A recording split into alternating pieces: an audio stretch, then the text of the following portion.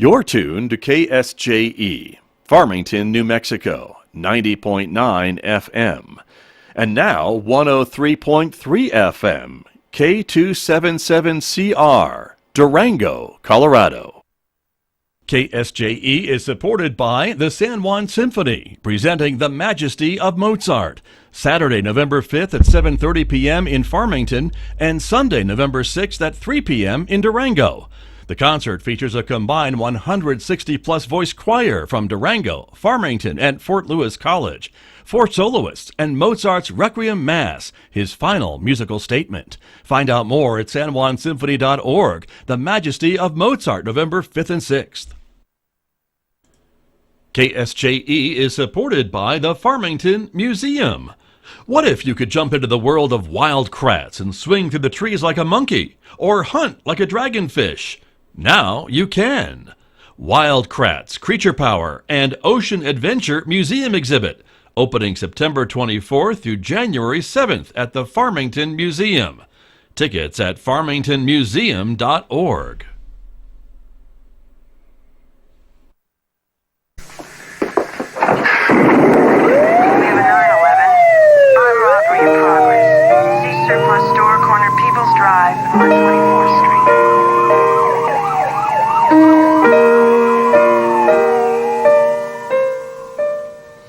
Good afternoon. Welcome to the Cop Shop with FPD. I'm your host, Chief Steve Hebby. With me today, and not as always, that would be Nicole or Georgette or Scott. But in this case, we have our new P.I.O., Shanice Gonzales. Welcome, Shanice. Thank you. Thanks for having me. This is a big thrill, isn't it? Yeah, it is. Yeah. Waited your whole life to be on the mighty KSJE. All 29 years. There it is. Yeah, that's depressing. Anyway, Shanice started with us 3 weeks ago 3 weeks. as the public information officer, and she'll now be the new sidekick for us. She is an in-depth analyst on NFL football, a big fan of the Packers. Not a fan, curiously, of the Bills, which I think we'll explore a little bit as we go along. But Shanice, you are a local girl. You grew up in the Farmington area, San Juan County, and tell us a little about your life and how you came to be working for us. So I'm from Aztec. I went to Aztec High School. I enlisted in the National Guard in 2010. I graduated from San Juan College from the School of Energy in 2017, so I have a degree in occupational health and safety. My family's from the area. I've lived here all my life. It's a great area. It's a great community. I have a lot of pride in it. I have a lot of pride in my police department. And I just happened to come across the job posting, actually. I wasn't exactly looking for employment, but it does utilize a lot of my skills that I've Been working at? Yes. Yeah, Here good. we go. I've done photography in the area for the last 10 years, so I own Sublime Photo and Video. I coach softball, so I've been a softball coach for Four Corners Fast Pitch for the last 5 years for my 9-year-old. Well, very good. Yeah, so I've been able to connect with my community through photography and softball. So do you get tossed from games on a reasonably routine basis? No. Oh, I good. don't. I'm definitely the mediator, right. social worker for sure. Well, good. So. And that's because as you know, I ref basketball, and so I'd be a little probably touchy if you were throwing your helmet at the umpire during the game. But I used to ref basketball. Actually, that was a lot of fun. I Did used you? to do that, yeah. Oh, when good. I worked at the Boys and Girls Club. So, yeah, that is fun. yeah, that'll keep you busy. Mm-hmm. That season is starting for me. My first games will be Tuesday. That we're getting back into reffing. I am going to be running like 24/7 until then to try and get in shape 4 days from now. Is it too late for that, Scott? No, not for you. Oh, Not for you. Yeah, there you go. That's why we love the mighty KSJE. So For now.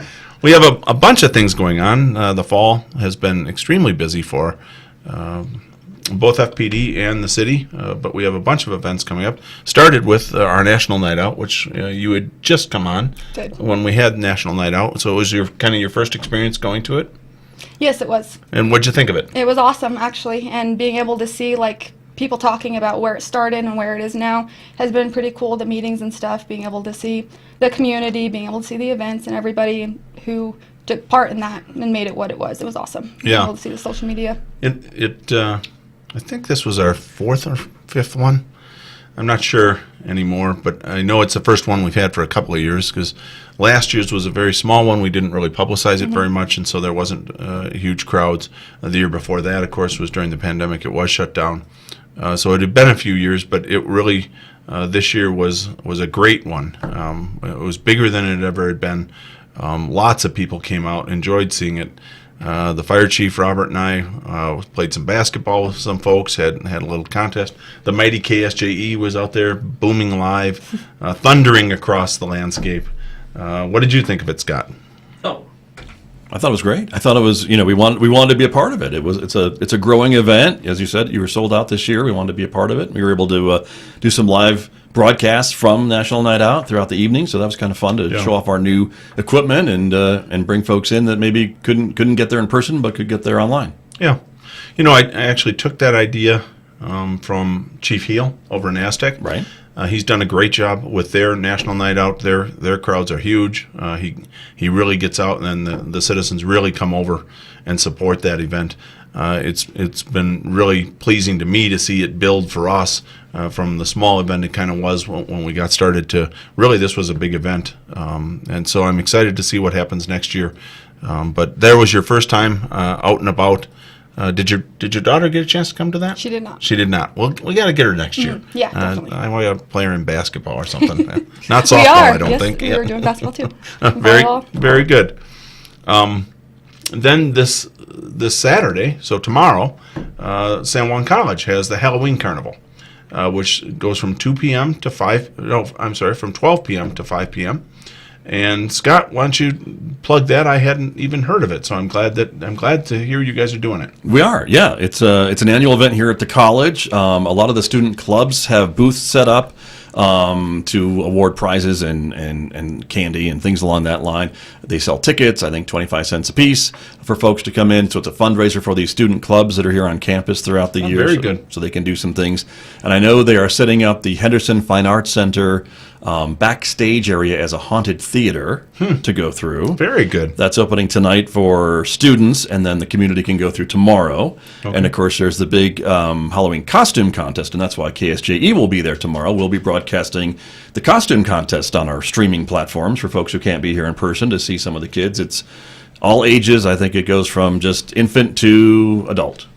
And it's Very all good. afternoon tomorrow. And you're in costume already. Can we Yes, get I your camera am activated? in costume already. Sure, Why don't we Chief. get Scott's costume activated here? What's the matter? You don't you can like my see- costume? Look, I'm just in a shirt. What's wrong with that? Yeah. I can't see Is it. it a problem? Let's point this down Is there a just problem? there. It is is, that folks. you're looking at my? No. Oh, did I put that shirt He's on today? masquerading as a What Buffalo Bills fan oh my. today, I was ladies and just gentlemen. looking for a blue shirt. How interesting that Masquerading. would somehow appear on my Yes. wardrobe today, Chief. What would cause you to be in costume like that today, Scott?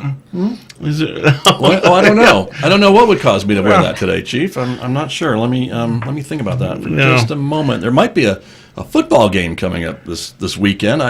Maybe you've heard of it. I don't know. So Sunday night is going to be a bleak night for me and for all those who love me, and I know that's the overwhelming majority of the city that will be feeling my pain, because my mighty Packers they started off 3-1, and it was borderline, and then they've dropped 3 in a row, and now I'm borderline. And unfortunately, Sunday night, national television, a chance for us to be completely dominated in front of the entire nation, and it's to no other team than Scott's Buffalo Bills. And he has his little Josh Allen, which actually physically moves me to illness, as opposed to all the other Buffalo stuff that I'm now currently staring at.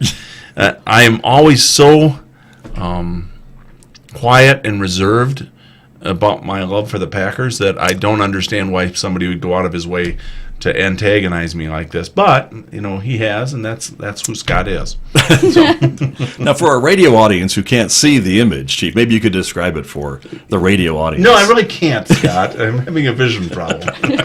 You can't see it? It's on every monitor in the studio, Oh, yeah. Chief. I'm sorry that you can't see it, but it's worth watching. Let's put it that way. There is, radio listeners. Niagara Falls, which is probably the only place up in that godforsaken part of the country that you would want to go and see, and I actually have seen it. It Right. actually is beautiful. Yeah.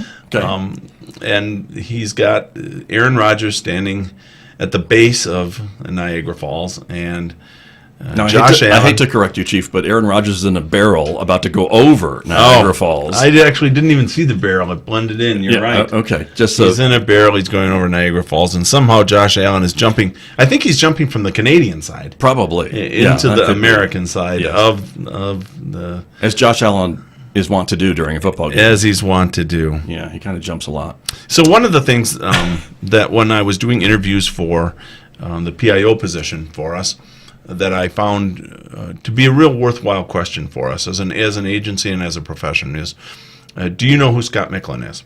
And the first person that said they did not, I hired. And that's Shanice. So she has not ever heard of it. I don't recall that. Really? I didn't have his last name. I knew, I watched Cop Shop. Scott's name's thrown around. I didn't know the last name. So sorry, but Scott, I know your face now. I see you in public. And it makes you angry, as it does me. And, it was a very short interview process. I actually didn't know she'd gone to school. I didn't know she completed high school. She didn't know who Scott was. Hired right on the spot. So that was Cactus great. fan, hired. There you go. Cat, I like cats. And she hired. likes cats. There you go. Yada yada yada. The other two. She's been the most successful. So we're pleased to have her. So Saturday, come on down here to the college at noon. And we have put out, the FPD has put out, actually it was Shanice, put together some safety tips for you for trick-or-treating for your kids. Scott's got that up right now. And they're just some common sense things to make sure that what is actually a fun time of year for kids, really of all ages, stays fun and stays safe. And so take a look, at some of the safety tips. They're mostly common sense. But it's common sense that it's always worth revisiting, especially with your kids before they go out and about. And then we will be down, Shanice and I will be down at Boopalooza, which is Monday from 4 to 6 p.m. right downtown Farmington. They close the streets off. If you've never been there, it's well worth going to. It's a great event. I actually love it. I roam through the crowd. Anybody dressed as a Cop or a Packer fan, hey, we're getting a picture. And we're going to be down there again. Now, if you can wear a Packer jersey after Sunday night, then you might be gutsier than me even. But I'll be looking for you. So come on down there. I think I'm actually a judge in the costume contest. I can't imagine who I'll choose. But I would think people in Packer jerseys and Cop costumes might have a chance. That's just me. Not that I'm tipping my vote at all, Scott. Okay, all right. Because I know you're a professional judge. Are you down there judging? I am not judging this year. No, You're not? No, Have you in the past? I don't believe I've done that one. They've been asked to do that one in the past. I don't even But know yeah. that. I don't know that they've ever done it before. So Okay. it'll be a good experience. And Shanice, you Anybody said in a Bills jersey get any recognition at the costume contest? No. No, not They at get all. banned. Nothing from you. to the outhouse. All right. Shanice, you've said you've not been to this, so this I will have be not. your first time. It will be, and I'm excited for it. Yes. Yeah, they're taking pictures of everyone. They- Got the costumes. I have a ton of coloring books. So many boxes. If I Good. could bring some of those, I would definitely hand some of those out. Yeah, we will be there. So look for us. Look for coloring books. FPD will be down there in a couple of different forms. Passing out candy and things like that, and as well as making sure that everything stays safe down there within that area. But it's a great event if you haven't been there. So come on down, 4 to 6 p.m. on Monday, Boopalooza. And other than that, we've been busy just in general, but one of the things we've had recently is we had a post started this last week on a black van, which unfortunately is getting to be more often than I would like it to be part of the rumor mill. But it started as a black and white van is picking people up and they're disappearing. And that started early last week, and we ran that one down. We were able to make contact with the subject who was driving that van. It turns out he is working for, on a contract basis, he's working for a residential treatment facility out of Phoenix. And he was up here, he's talking to people that he's encountering on the street, more of our street population, that here's a chance to go to a residential treatment facility. And when the people agreed to do it, then he was taking them down to that treatment facility. So we did get all of that run down. We actually contacted 3 of the people that were transported down there. One of them did not want contact with her family, didn't have any issues with it. The other 2 didn't have any issues with it, but at least one of them got down there and decided they wanted to come home, and they were provided with transportation back to the Farmington area. an unusual event. Honestly, I haven't seen or heard of that too often, but far different than what the initial reports were of human trafficking, of sex trafficking, of kidnapping and disappearing. And so we put out a post that said, let's stop the gossip and stop the rumors, and let's just deal with the facts. And I was maybe surprised, but more disappointed probably with the reaction to that post, because it was much more hostile than I would have wanted to see it. And it will lead us actually into the next series of conversations that we're going to have. So first of all, that this event absolutely did not occur the way it was presented. There is nobody going around just grabbing people off the street and whisking them away into disappearance land. Secondly, FPD absolutely did run this event down to the point that we had officers down in Phoenix sitting down with the administrator of the residential treatment facility talking through what had happened. Additionally to that, we are working with the Attorney General's office to set up a meeting with them, and we are going to reach out to the Attorney General's office from the state of Arizona to work with them, because I don't love the way this looks. It could be welfare fraud. It could be insurance fraud. It certainly is unusual that a treatment facility from another state would be here just roaming around our community looking for people to go down there. I don't like it at all. Don't like the smell of it. But that's a far cry from people who are being just kidnapped randomly and sold into sex slavery or child trafficking or whatever the other rumors were. All of it was overblown, and all we were saying was, let's stop the rumors. Let's try and deal with some facts. Rumors just create panic of a van out there just snatching people. And the reality was, we did run it down. We do know basically what the facts are. Anybody who was picked up and wants to talk with the police department, we're certainly interested in more information. But we're also not done with the case. We are going to get with the Attorney General's office. We're not sure which one will have jurisdiction, maybe both, between the New Mexico Attorney General's and the Arizona Attorney General's office. But we don't like the way this looks either. I'll be shocked if it's totally legal. Maybe it's legal, but it's not ethical under the medical professional rules. I don't know the answers to those questions. But what we're looking for is something in between panic causing and the police do nothing. We absolutely did look into this. We absolutely do take these kind of events seriously, and we spent a bunch of time on it, and we're going to continue to spend time on it. But it was not as it was presented, and that had really taken off online as well. So, Shanice, you got your first little taste of the P.I.O. world when we posted that, and it wasn't exactly the best reception we've ever received. Correct. But what are your thoughts on, as more of a citizen coming into the police department, on how this all transpired?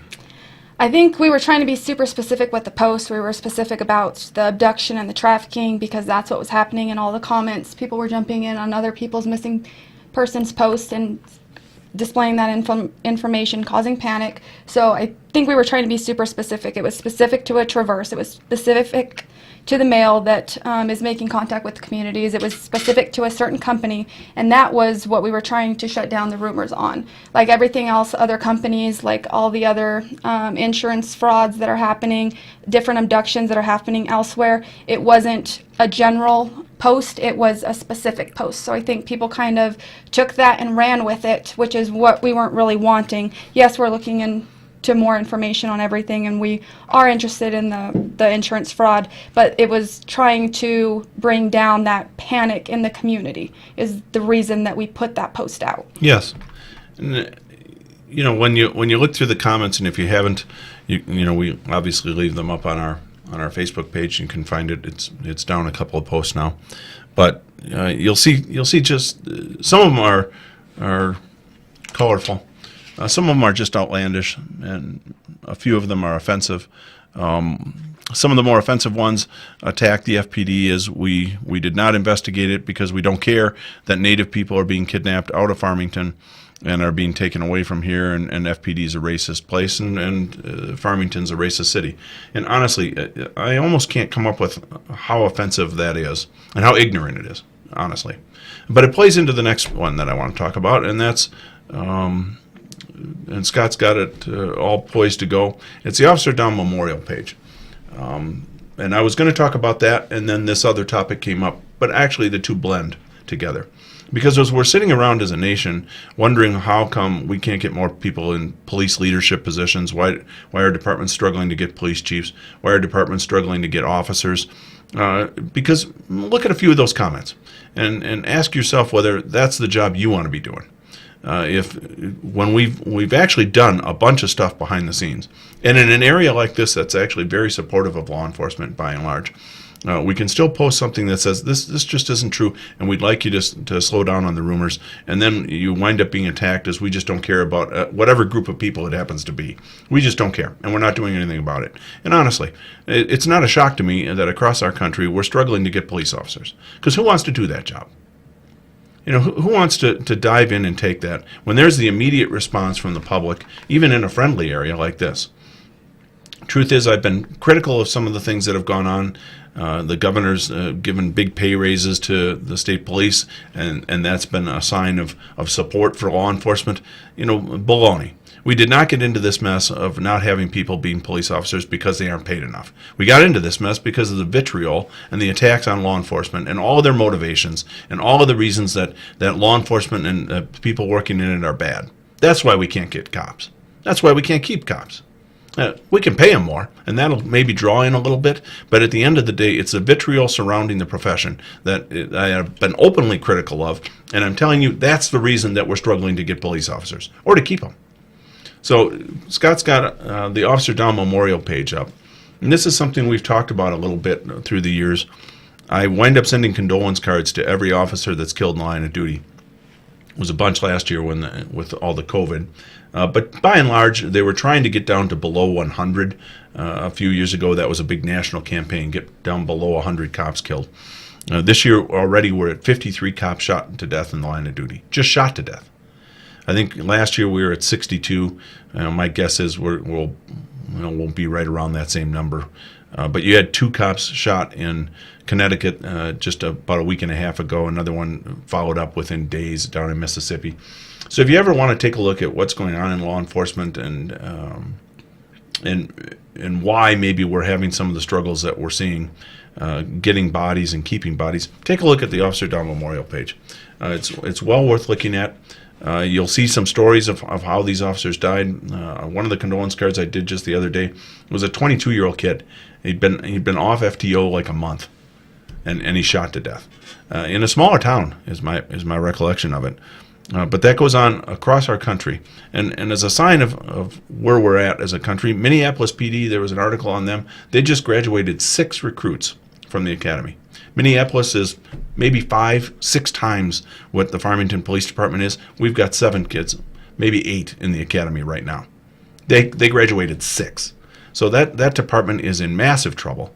And across the country in our bigger cities, Seattle, Portland, San Francisco, Los Angeles, New York, the shortage of officers is astounding. For us, we're down 20-some.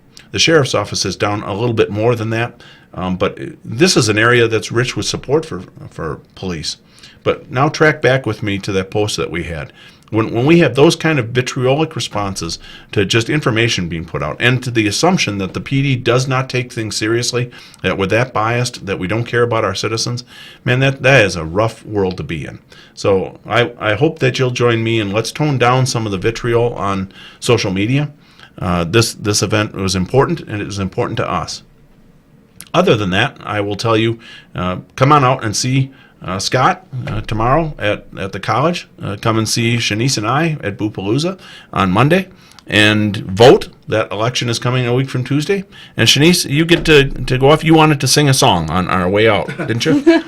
Happy birthday. There she is. Well, and for us for today, that's all. We'll see you in 2 weeks here on the Cop Shop.